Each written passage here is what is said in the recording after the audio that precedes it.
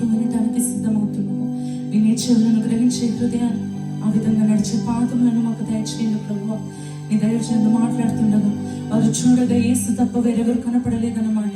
ఇక్కడ 100% నెరవేరును గాక ప్రభా. నీ దైవజనుల ద్వారా మా అందరితో మాట్లాడండి ప్రభా.